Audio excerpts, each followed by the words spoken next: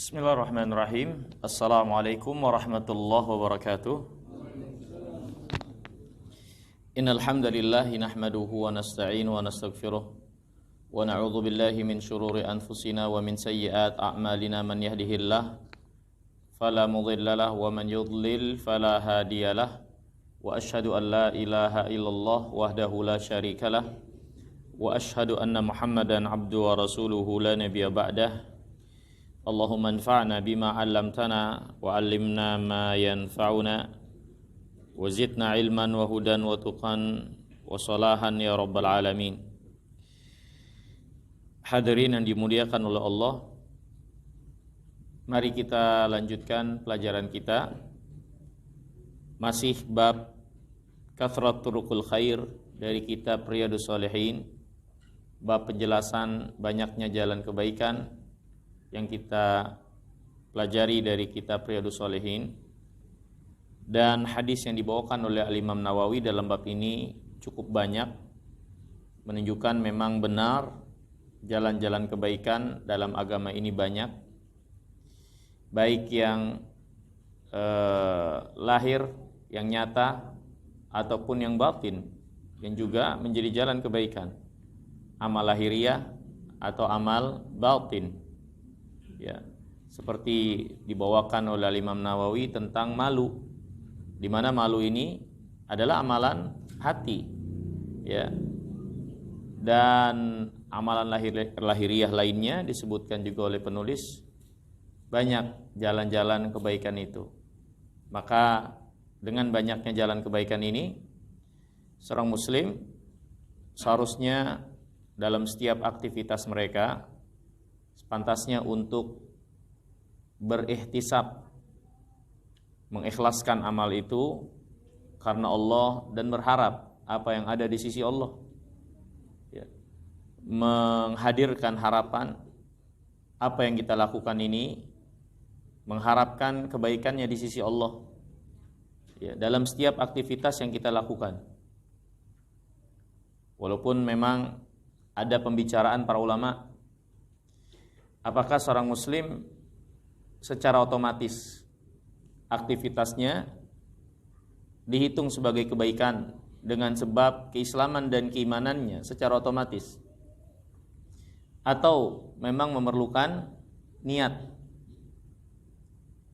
perlu dihadirkan niat lagi untuk aktivitas tersebut sehingga dia mendapatkan pahala apa yang dia niatkan.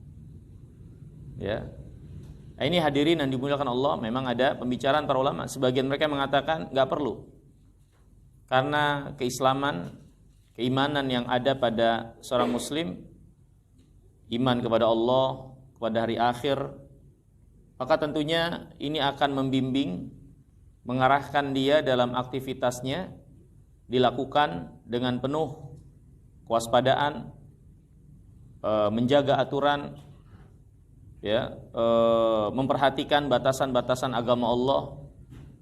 Maka itu semua cukup membawa seorang muslim dengan keislaman dan keimanannya, aktivitasnya secara otomatis dalam kebaikan. Ya, yang kita bicarakan ini aktivitas secara umum. Ya, adapun aktivitas yang sifatnya ibadah yang memerlukan niat dalam rangka membedakan satu amalan satu dengan yang lainnya, maka ini ada pembicaraan tersendiri, ya. Sebagian lagi para ulama mengatakan bahwasannya harus dihadirkan ihtisab itu. Enggak cukup, ya, seorang hanya berada dalam keadaan dia seorang muslim, tapi harus ada ihtisab untuk amalan-amalan adiyah, amalan-amalan yang menjadi kebiasaan seperti makan, minum, dan seterusnya, ya, sehingga membedakan dari orang-orang di luar Islam tentunya, dan membedakan mana yang mengerjakan itu semua berharap apa yang ada di sisi Allah SWT, bukan semata untuk memenuhi apa yang menjadi kebutuhan dalam hidupnya atau apa yang menjadi kebiasaan dalam hidupnya. Perlu adanya ihtisab, dihadirkan lagi, ya, Terlepas dari itu semua, maka tentunya kepastian pastinya ada pada ihtisab.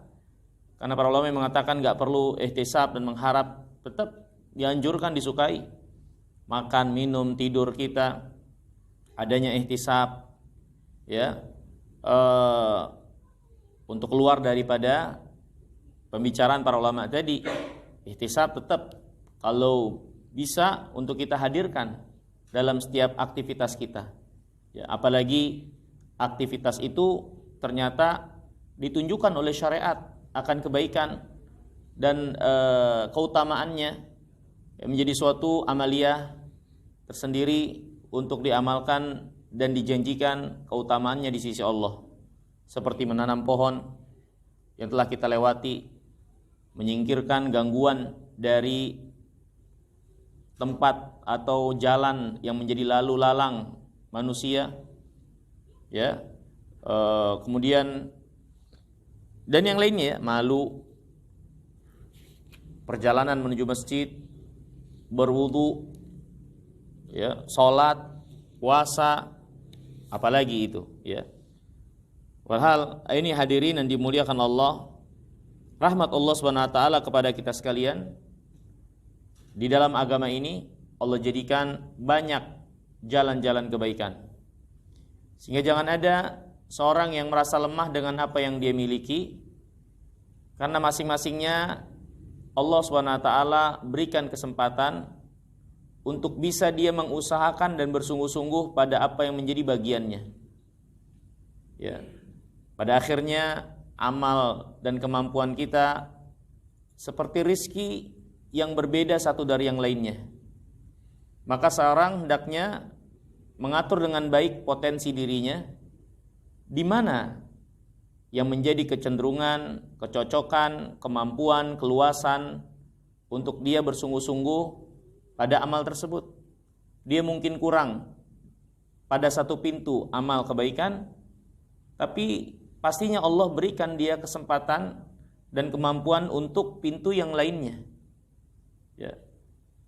Kalau kita perhatikan apa yang datang keterangan dari hadis Nabi SAW terutama, ya, tidak kita dapatkan kaum muslimin apapun yang menjadi keadaannya kecuali terbuka peluang untuk dia beramal satu amal yang dihamparkan oleh agama ini. Orang yang punya harta dengan hartanya, orang yang tidak punya harta dengan keadaannya, tidak mengurangi kesempatan dia beramal dari pintu yang lainnya dengan apa yang menjadi keadaannya tersebut. Ya, orang yang sehat, orang yang sakit, masing-masing ada bagian-bagiannya yang dia bisa memanfaatkan setiap potensi dan keadaan dia tersebut beramal dan mendekat kepada Allah Subhanahu wa taala. Ya. Juga sekaligus hadirin yang dimuliakan Allah, pelajaran besar juga banyaknya amal dalam agama kita ini yang pastinya diamalkan oleh kaum muslimin. Ya, untuk tidak kita dengan ini semua menunjukkan bagi kita sekalian dan beri pelajaran untuk kita tidak meremehkan kaum muslimin, apa yang menjadi keadaan mereka, ya, untuk tidak menjauhkan mereka dari rahmat Allah, untuk tidak memutuskan dan menghakimi mereka jauh dari rahmat Allah. Karena bisa jadi mereka yang mungkin kurang pada satu sisi menurut pandangan kita yang kita ketahui, Allah bukakan baginya di sisi yang lain, di pintu yang lain.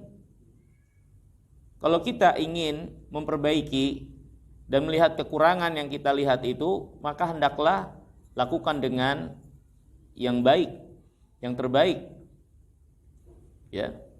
Karena bisa jadi orang tersebut melampaui kita melalui pintu yang lain, yang kita tidak lihat, yang kita tidak tahu. Karena akhirnya rahmat Allah luas. Rahmat Allah SWT luas. Jalan kebaikan banyak. Ya. Untuk kita tidak ukur apa yang menjadi keadaan manusia hanya menurut sudut pandang yang terbatas dari pandangan kita, dan kita melupakan apa yang Allah bukakan baginya dari kebaikan, jalan-jalan kebaikan dan rahmatnya. Maka ini hadirin yang dimuliakan oleh Allah SWT, ya, pemahaman kita akan keluasan kebaikan rahmat Allah SWT menuntut kita juga untuk bersikap kasih sayang, belas kasih kepada kaum muslimin yang Allah anugerahkan keislaman ini kepada mereka. Kita lanjutkan hadis selanjutnya, hadis ke-21. Hadis ke-21 dalam bab ini 137 penomoran kitab syarah yang ditulis oleh Syekh Salim bin Id Al-Hilali rahimahullah. Berkata Imam Nawawi rahimahullah, an Abil Mundir Ubay ibn Ka'ab radhiyallahu ta'ala an. Dari Abul Mundir Ubay bin Ka'ab, semoga Allah meridhoinya. Ubay bin Ka'ab salah seorang sahabat Nabi SAW yang dikenal sebagai ahli Quran, ya.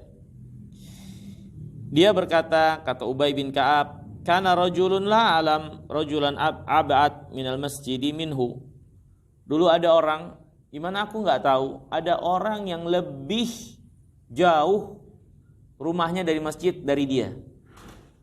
Di Ubay bin Ka'ab menceritakan, ada orang yang rumahnya itu paling jauh dari masjid. Gak ada lagi kecuali dia. Ini paling jauh dia. Ya.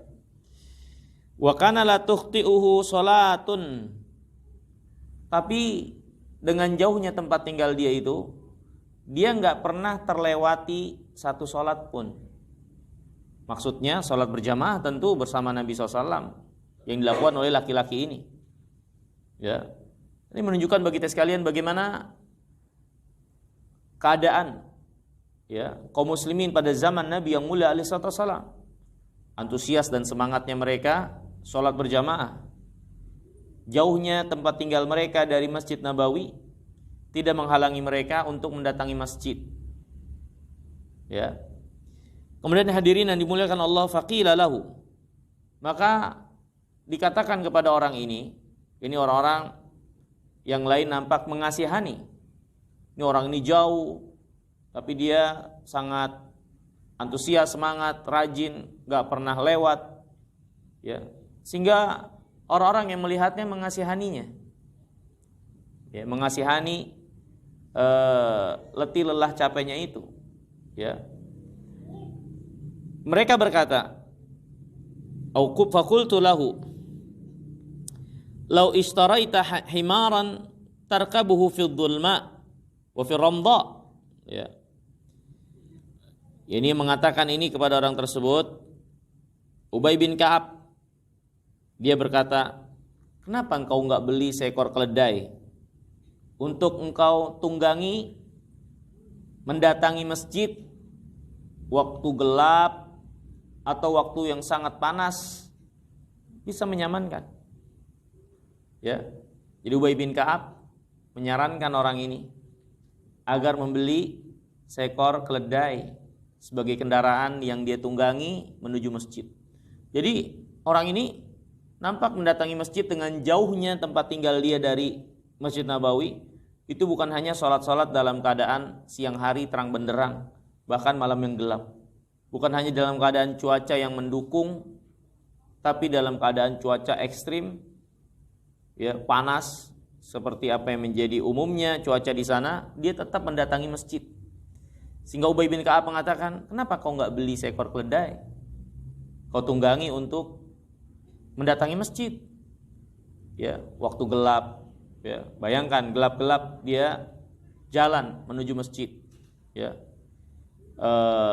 Dan memang ada keutamaan tersendiri, hadirin yang dimuliakan Allah, bagi orang yang mengusahakan mendatangi masjid dalam keadaan gelap. Ya, dalam keadaan gelap ini waktu subuh terutama. Nabi SAW bersabda, "Basyiril masya'in fi dhulma binurit tam yaumil qiyamah."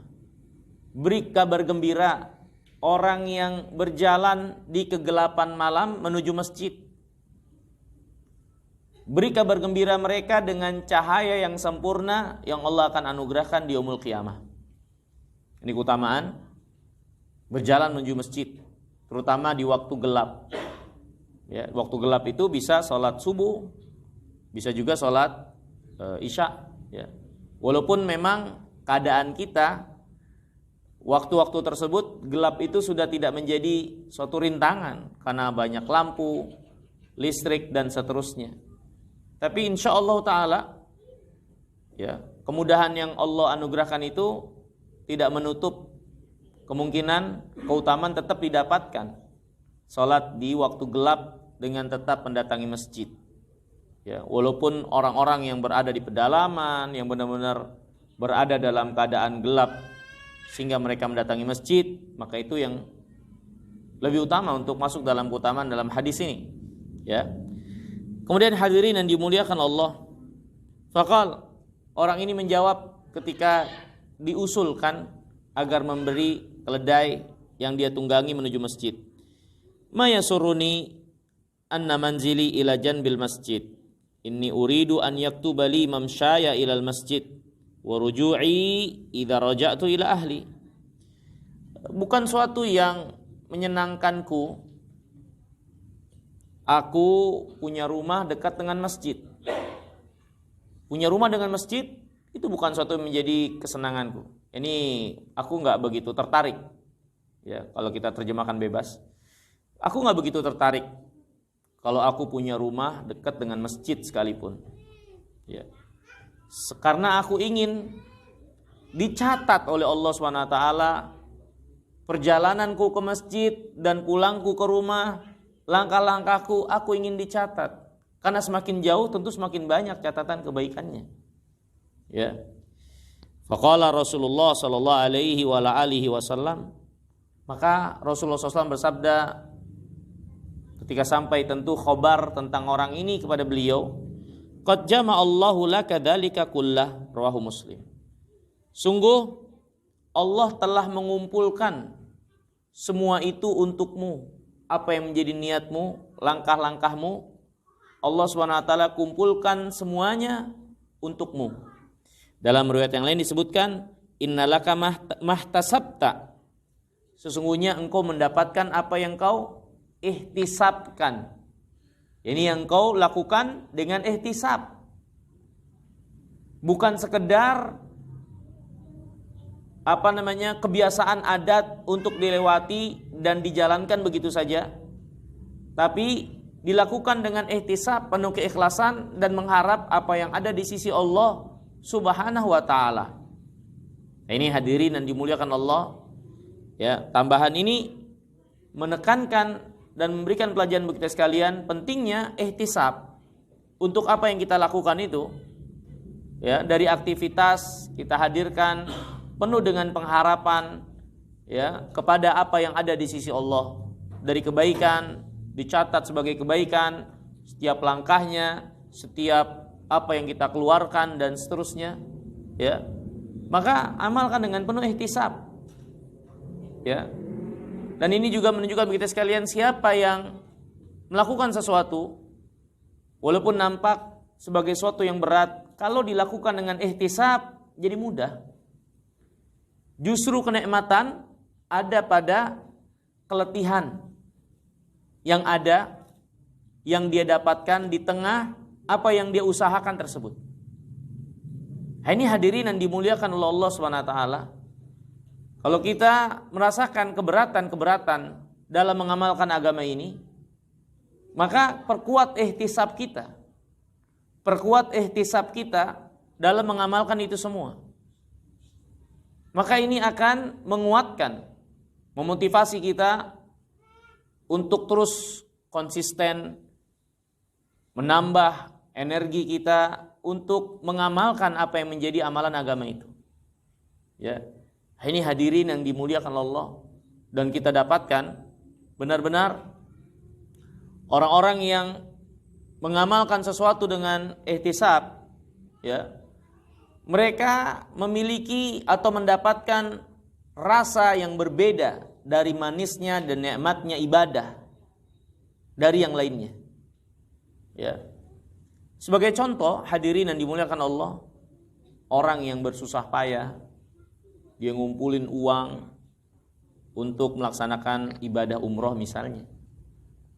Hasil keringatnya yang dia lakukan setiap hari, dia kumpulkan bertahun-tahun, Allah mudahkan buat dia kemudian untuk bisa melaksanakannya dengan apa yang dia kumpulkan.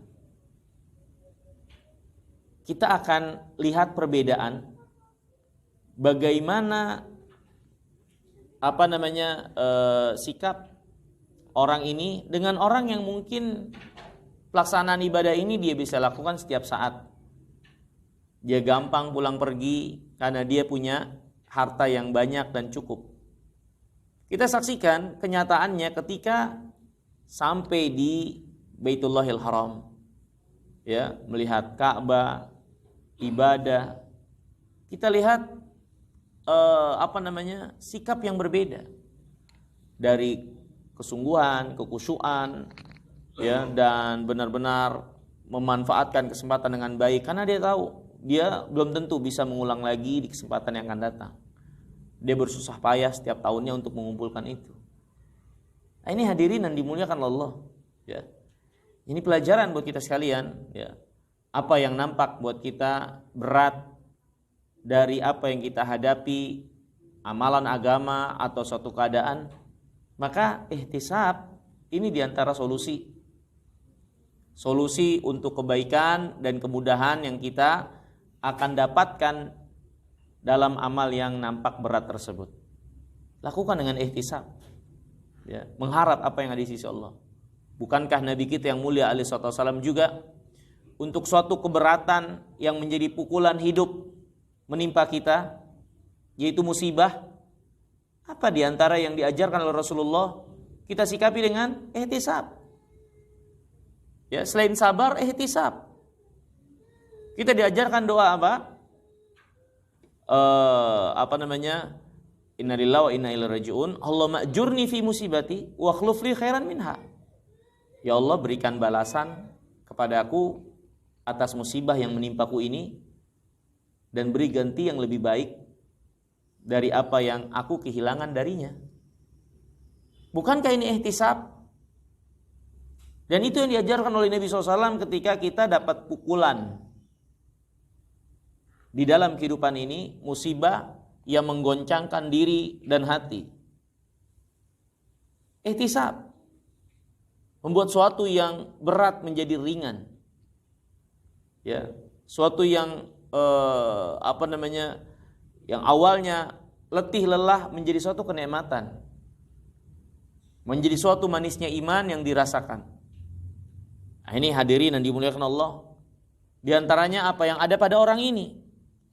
Sehingga ketika dia diusulkan, ya, untuk memberi keledai jadi kendaraan mendatangi masjid, maka dia nampak tidak menyetujuinya dan dia nampak menikmati langkah-langkahnya itu. Dia menikmati langkah-langkahnya itu. Ya, dia berharap pulang perginya dia, setiap langkahnya dicatat oleh Allah Subhanahu wa taala. Dia nikmati. Lihat hadirin, lihat bagaimana akhirnya keletihan itu jadi nikmat. Kesusahan itu jadi nikmat. Ya, inilah seorang mukmin. Sebagaimana yang dikatakan oleh Nabi yang mulia alaihi wasallam, ajaban li amril mu'min, inna amrahu kullahu khairun. Amat menakjubkan urusannya orang beriman. Semua urusannya itu baik. Mau susah, mau senang, baik. Disikapi dan dirasakan oleh orang beriman. Ya. Ini hadirin yang dimuliakan oleh Allah Subhanahu wa taala, di antara apa yang ada pada orang ini, kepenatan, keletihannya justru menjadi kenikmatan tersendiri dia. Sehingga ketika dia diusulkan untuk beri keledai, dia nikmati ternyata letih lelah, kegelapan, panas, dingin yang dia dapatkan ketika dia berjalan menuju masjid. Ya. Ini hadirin yang dirahmati dan dimuliakan Allah. Hadis ini memberikan banyak pelajaran buat kita sekalian. Ya, di antaranya seperti apa yang telah yang tadi kita sebutkan. Hadis ini juga menjelaskan tentang bagaimana para sahabat semangat sekali dalam kebaikan dan penuh dengan ihtisab. Ya, di antaranya orang ini yang diceritakan oleh Ubay ibn Ka'ab, dan memang itu yang menjadi keumuman keadaan para sahabat dalam kebaikan, dalam beragama, ya. Kemudian hadis ini juga memberikan pelajaran suatu keadaan masyarakat sosial kaum muslimin. Mereka adalah orang yang saling memperhatikan dan menginginkan kebaikan, menasehati dalam kebaikan. Lihat, Ubay bin Ka'ab ngelihat nih orang rumahnya jauh. Lihat bagaimana kedekatan, saling merasa apa yang dirasakan oleh saudaranya. Inilah yang terjadi pada kehidupan sosial masyarakat kaum muslimin pada zaman Nabi yang mulia alaihi wasallam. Mereka orang-orang yang sangat menginginkan kebaikan buat saudaranya, mencurahkan apa yang bisa mereka lakukan dari usulan, nasihat, harta dalam rangka kebaikan buat saudaranya.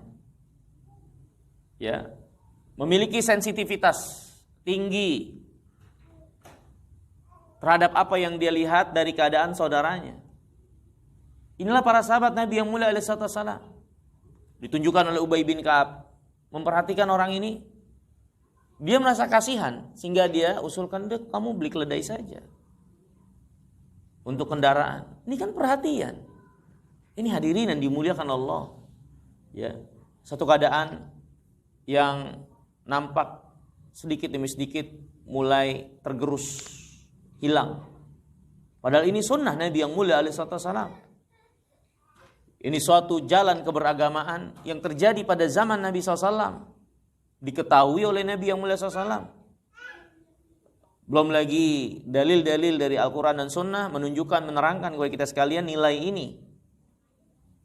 Keterikatan, kedekatan, perhatian, ya, di antara kaum muslimin satu dengan yang lainnya. Kemudian hadirin yang dirahmati dan dimuliakan Allah, hadis selanjutnya, hadis ke-22, berkata Imam Nawawi rahimahullah, an Abi Muhammadin Abdullah bin Amr bin As radhiyallahu taala anhuma, qala Rasulullah sallallahu alaihi wa alihi wasallam, arba'una khaslatan a'laha manihatul anzi, ma min amilin ya'malu bi khaslatin minha raja'a thawabiha wa tasdiqa maw'udiha illa adkhalahu Allahu bihal jannata, rawahul Bukhari. Ya.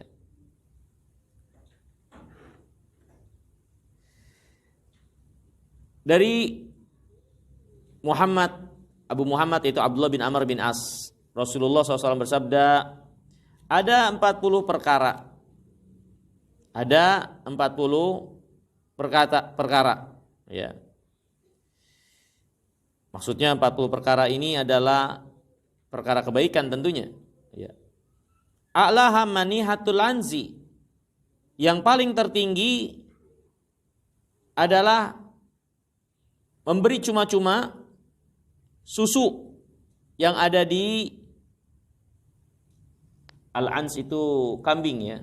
Kambing perempuan. Ya, kambing perempuan. Bukan domba dia.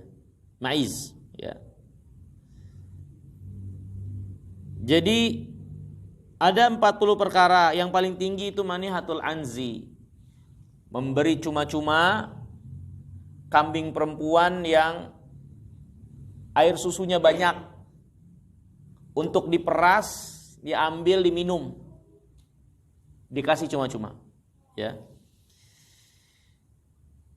Kemudian kata Nabi SAW, tidaklah seorang yang mengamalkan satu dari amalan 40 tadi, manihatul anzi salah satunya, ya, ada 39 yang lainnya.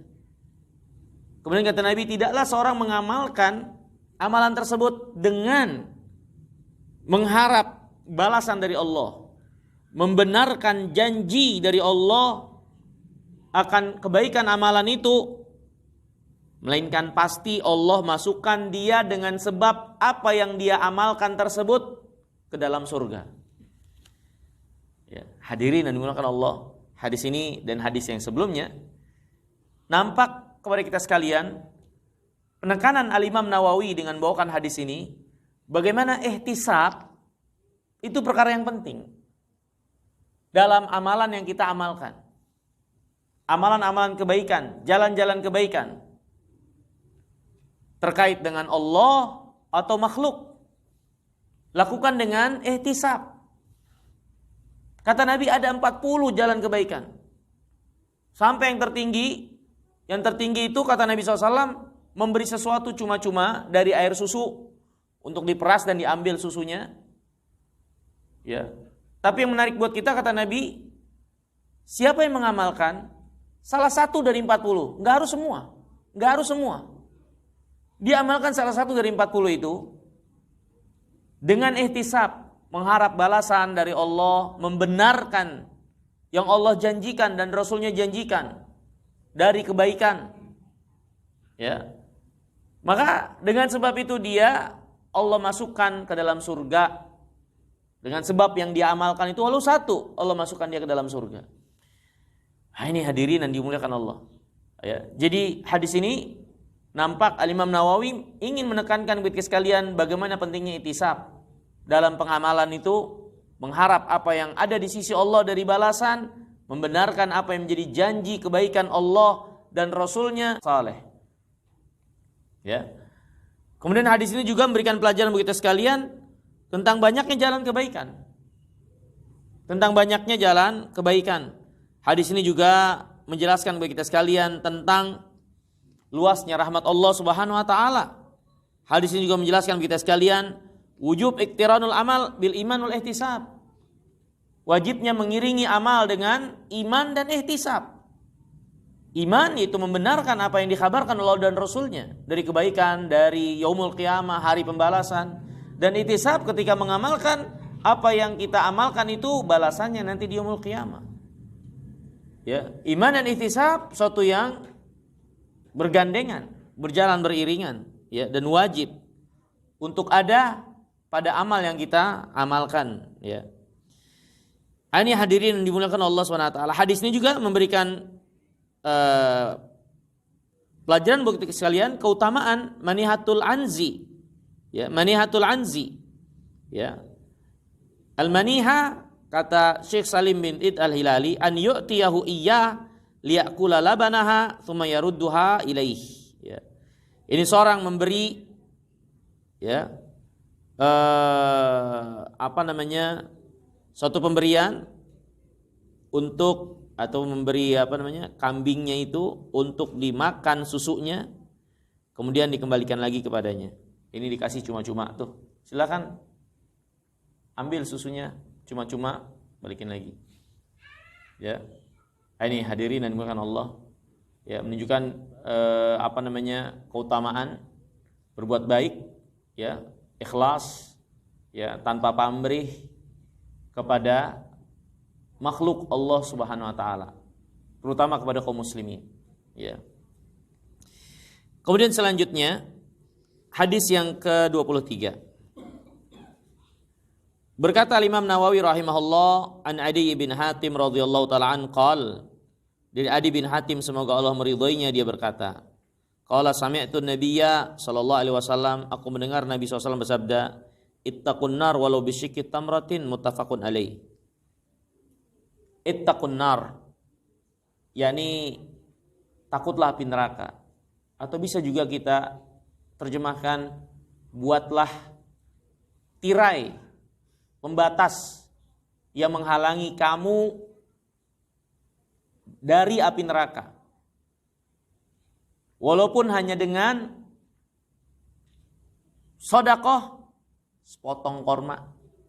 Di korma 1 biji, kalau kita hanya punya itu, kita potong, ya, dan bagian potongan itu kita sedekahkan.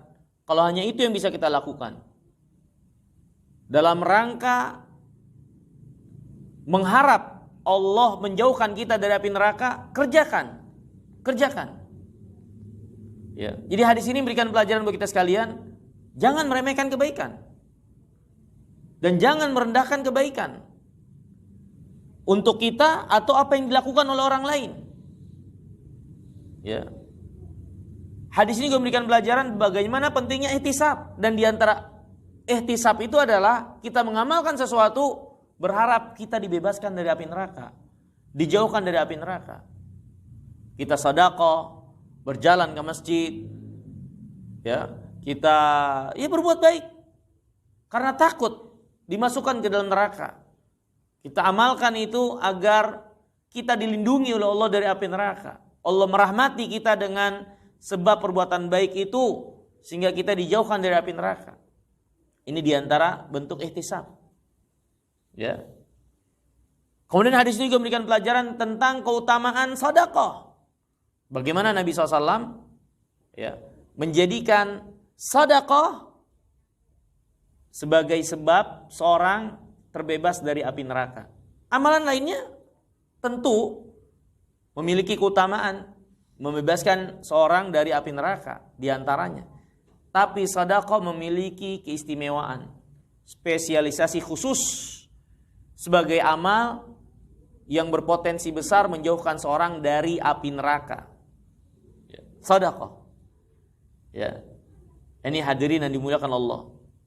Di antara yang menguatkan akan hal ini, bagaimana sedekah adalah amalan yang berpotensi besar menjauhkan seorang dari api neraka. Solusi Nabi yang mulia alaihi wasallam ketika menjelaskan di hadapan para wanita, mereka orang yang paling banyak masuk neraka. Apa kata Nabi SAW? Ya ma'syaran nisa tasaddaqna. Wahai para wanita, sedekahlah kalian. Aku melihat kalian penghuni neraka yang paling banyak, menjadi penghuni neraka yang paling banyak. Jadi Nabi suruh para wanita itu banyak sedekah. Ya. Ketika Nabi tahu mereka menjadi penghuni neraka yang paling banyak, berarti sedekah memiliki keistimewaan, memelihara menjaga seorang dari api neraka. Dan banyak keutamaan dari sedekah. Hadirin yang dimuliakan Allah, terutama ini yang sangat penting. Maka apa yang kita keluarkan, apa yang kita sedekahkan, ya, hendaklah kita hadirkan hal ini. Yang sedikit, yang banyak, hadirkan hal ini.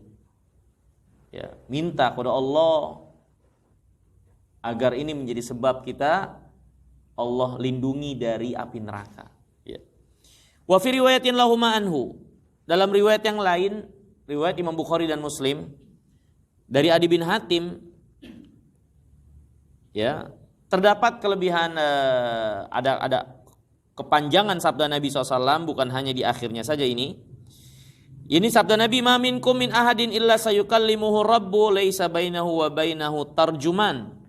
Tidak ada seorang pun di antara kalian kecuali akan berjumpa dengan Allah, menghadap Allah sendirian tanpa penterjemah.